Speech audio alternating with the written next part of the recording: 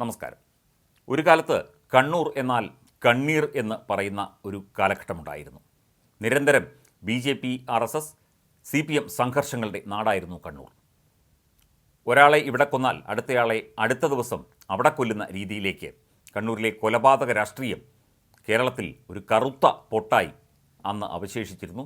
ഒരു കാലഘട്ടത്തിന് ശേഷം അതിന് വലിയ മാറ്റങ്ങൾ വന്നു. പക്ഷേ ഈ ലോക്സഭാ തെരഞ്ഞെടുപ്പ് അടുത്തതോടെ വിവിധയിടങ്ങളിൽ നിന്ന് ബോംബുകൾ കണ്ടെടുത്തു.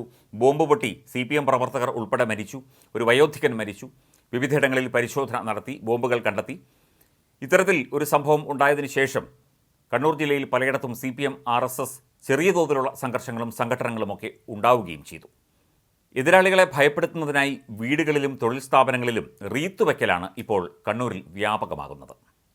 പയ്യന്നൂരിലെ വ്യാപാരി വ്യവസായി സമിതി ഏരിയ നേതാവും കാങ്കോൽ ശിവക്ഷേത്രം ട്രസ്റ്റി ബോർഡ് ചെയർമാനും CPM പ്രവർത്തകരുമായ കുണ്ടയം കൊവ്വൽ വലിയചാലിലെ KV മുരളീധരൻ്റെ കാങ്കോലിലെ കടയ്ക്ക് മുന്നിൽ അജ്ഞാതർ റീത്ത് വെച്ചു. കാങ്കോലിൽ സ്റ്റേഷനറി കച്ചവടം നടത്തി വരികയാണ് മുരളീധരൻ. കഴിഞ്ഞ ദിവസം പത്രവിതരണക്കാരനാണ് കടയ്ക്ക് മുന്നിൽ ഭീഷണി സന്ദേശം എഴുതിയ റീത്ത് കണ്ടത്. തുടർന്ന് ഇയാൾ വിവരം ഉടമയെ അറിയിക്കുകയായിരുന്നു. മഴവെള്ളം വീണ് അക്ഷരങ്ങൾ പലതും മാഞ്ഞ നിലയിലായിരുന്നു റീത്ത്.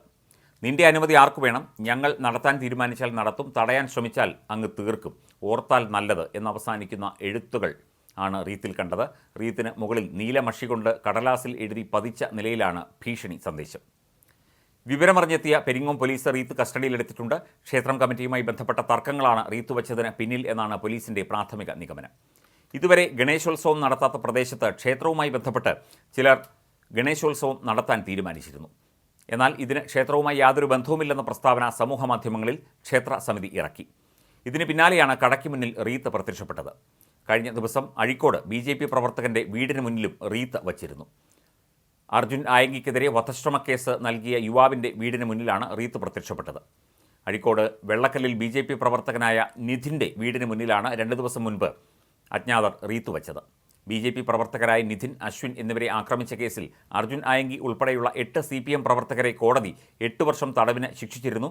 കഴിഞ്ഞ ദിവസം കോടതി ശിക്ഷ വിധിച്ച അർജുൻ ആയങ്കി ഉൾപ്പെടെ 2 പേർ കോടതി വിധിച്ച 2 ലക്ഷം രൂപ പിഴയടച്ചതിന് ശേഷം ജയിലിൽ നിന്ന് ഇറങ്ങുകയും ചെയ്തിരുന്നു. ഈ വിവരം അർജുൻ ആയങ്കി നവമാധ്യമങ്ങളിലൂടെ പങ്കുവച്ചു. ഇതിന് പിന്നാലെയാണ് BJP പ്രവർത്തകനായ നിധിൻ്റെ വീടിന് മുന്നിൽ റീത്ത് പ്രത്യക്ഷപ്പെട്ടത്. ഇത്തരത്തിൽ പരസ്പരം ഭീഷണിപ്പെടുത്തിയും പോരടിച്ചും ഒക്കെ തന്നെ വിവിധ മേഖലകളിൽ കണ്ണൂരിൽ BJP, RSS, CPM നേതാക്കൾ ഭീഷണി മുഴക്കിക്കൊണ്ടിരിക്കുകയാണ്. പലതരത്തിലുള്ള പ്രവൃത്തികളാണ് ചെയ്തുകൊണ്ടിരിക്കുന്നത്. വീണ്ടും കണ്ണൂർ മറ്റൊരു രാഷ്ട്രീയ കലുഷിത ഭൂമിയാകാനുള്ള സാധ്യത രാഷ്ട്രീയ നിരീക്ഷകർ തള്ളിക്കളയുന്നില്ല. വലിയ തോതിൽ കണ്ണീരും സങ്കടവും സമ്മാനിച്ച ആ ഒരു കാലഘട്ടം വീണ്ടും തിരിച്ചു വരുമോ എന്ന ഭയപ്പാടിലാണ് കണ്ണൂർ നിവാസികൾ. സ്വൈരജീവിതം തകർക്കുന്ന ഇത്തരം സംഘടനകളും കൊലപാതകങ്ങളുമൊക്കെ ഇനി ആവർത്തിച്ചാൽ കണ്ണൂരിലെ ജനതയ്ക്ക് അത് താങ്ങാനാവില്ല എന്നത് മറ്റൊരു കാര്യം. കേരളത്തിൻ്റെ സമാധാനത്തിന് തന്നെ ഭീഷണിയാകുന്ന തരത്തിൽ കണ്ണൂരിൽ ഭീഷണികളും റീത്തുവയ്ക്കലുകളും തുടരുകയാണ് എന്ന റിപ്പോർട്ട് പോലീസിനും തലവേദനയായിരിക്കുകയാണ്.